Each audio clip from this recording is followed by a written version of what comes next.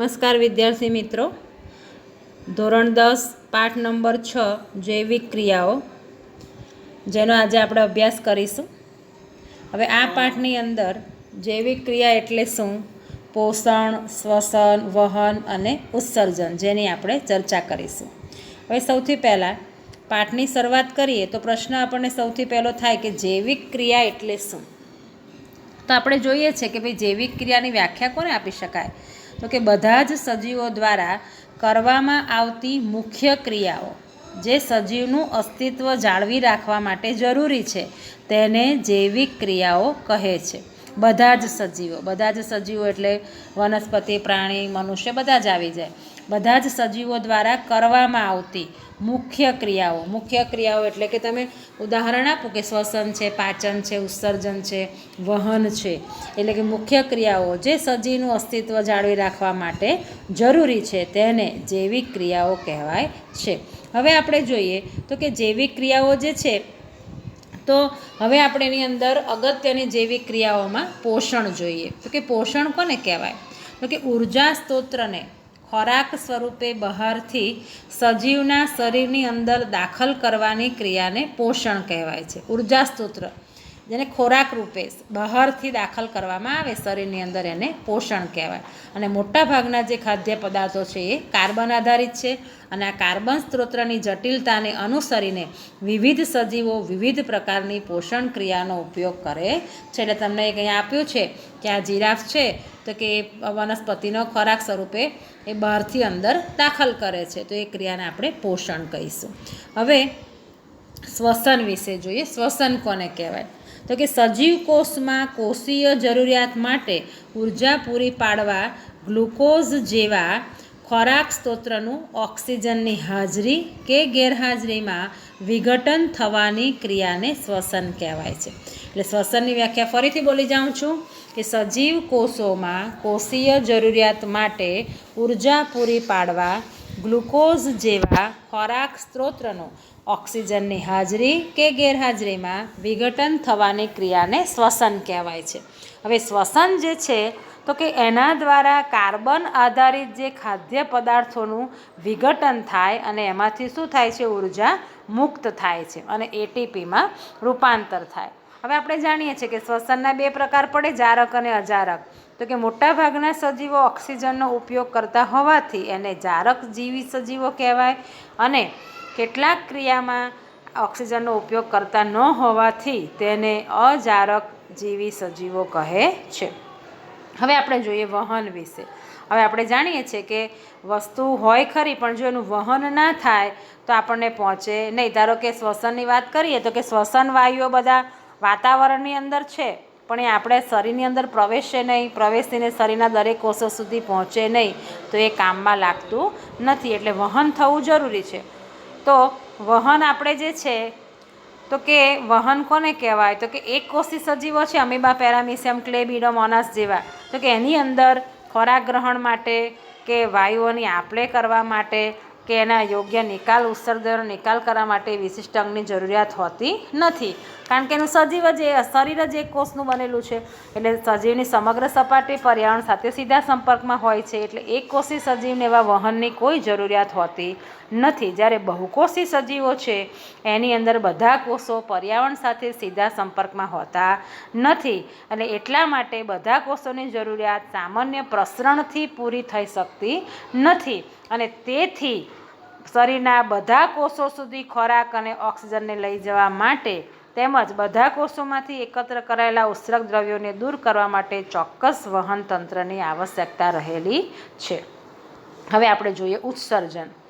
તો કે દરેક જે શરીરની અંદર ક્રિયાઓ થાય છે તે વિવિધ ક્રિયાઓ દ્વારા નાઇટ્રોજનયુક્ત હાનિકારક ચયાપચયિક દ્રવ્યો દૂર કરવામાં આવે છે. અને એક કોષી પ્રાણીની અંદર તો શરીર જ એક કોષનું છે એટલે એના માટે ઉત્સર્જન પણ પ્રસરણથી દૂર થઈ જાય છે ઉત્સર્ગ દ્રવ્યો. જ્યારે બહુકોષી સજીવોની અંદર ઉત્સર્જન માટે વિશિષ્ટ પેશી અંગ કે તંત્ર હોય છે. ચાલો હવે આપણે પ્રશ્ન જોઈએ કે આપણા શરીરમાં ઉર્જા અને દ્રવ્યો બહારથી શા માટે જરૂરી છે, તેમના સ્ત્રોત કયો છે. હવે આપણે જોઈએ તો કે જ્યારે આપણે ચાલતા હોઈએ કે સાયકલ ચલાવતા હોઈએ કે દ્રશ્ય સક્રિય પ્રવૃત્તિ કરતા હોઈએ ત્યારે આપણે ઉર્જાનો ઉપયોગ કરીએ છીએ અને જ્યારે કોઈ પ્રવૃત્તિ કરતા નથી તે સ્થિતિમાં પણ આપણે શરીરની પ્રવર્તમાન સ્થિતિને જાળવી રાખવા ઉર્જાની જરૂરિયાત હોય છે. એટલે કોઈ પણ ક્રિયાઓ આપણે કરવી હોય છે તે દરેક ક્રિયા આપણે બોલવું હોય, ચાલવું હોય, દોડવું હોય કે સાયકલ ચલાવવી હોય તે બધી જ ક્રિયા માટે ઉર્જાની જરૂર છે. અને આ જે છે ઉર્જાની જરૂરિયાત છે એ વૃદ્ધિ, વિકાસ, પ્રોટીન કે અન્ય દ્રવ્યના સંશ્લેષણ માટે આપણા શરીરને બહારથી પદાર્થની જરૂરિયાતો હોય છે. એટલા માટે આપણે ખોરાક જે છે ઉર્જા માટે દ્રવ્યનો સ્ત્રોત છે. હવે આપણે જોઈએ પોષણના આધારે સજીવોના મુખ્ય પ્રકાર સમજાવો. પરીક્ષામાં 2 માર્કનો પ્રશ્ન પૂછાય છે. પોષણ એટલે શું અને પોષણના પ્રકાર. તો કે ઉર્જા અને દ્રવ્યોની જરૂરિયાતને આધારે સજીવોના પ્રકાર પાડ્યા છે: સ્વયંપોષી સજીવ અને વિષમપોષી સજીવ. ઘણીવાર આખો મોટો લોંગ ક્વેશ્ચન પૂછાય તો 3 માર્કમાં પૂછાય. હવે સ્વયંપોષી સજીવ કોને કહેવાય? તો કે આ સજીવો સરળ દ્રવ્યો પાણી અને કાર્બન ડાયોક્સાઇડ અકાર્બનિક સ્ત્રોત રૂપે પ્રાપ્ત કરે છે. બધી જ લીલી વનસ્પતિઓને કેટલાક જીવાણુઓ સ્વયંપોષી છે.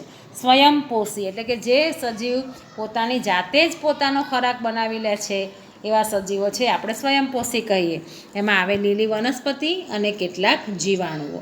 ત્યાર પછી વિષમપોષી, તો કે આ સજીવો અન્ય સજીવમાંથી જટિલ પદાર્થો ખોરાક રૂપે મેળવી અને તેનું સરળ પદાર્થમાં વિઘટન કરે છે અને આ માટે જૈવ ઉદ્દીપકોનો ઉપયોગ કરે છે. અને વિષમપોષી જે છે એ અસ્તિત્વ ટકાવી રાખવા માટે પ્રત્યક્ષ કે પરોક્ષ રીતે સ્વયંપોષી પર આધારિત છે. પ્રાણીઓ અને ફૂગ એ વિષમપોષી છે. હવે આપણે જોઈએ સ્વયંપોષી પોષણ. હવે સ્વયંપોષી પોષણ એટલે આપણને ખબર છે કે લીલી વનસ્પતિનો અંદર વાત આપણે કરવાના છે.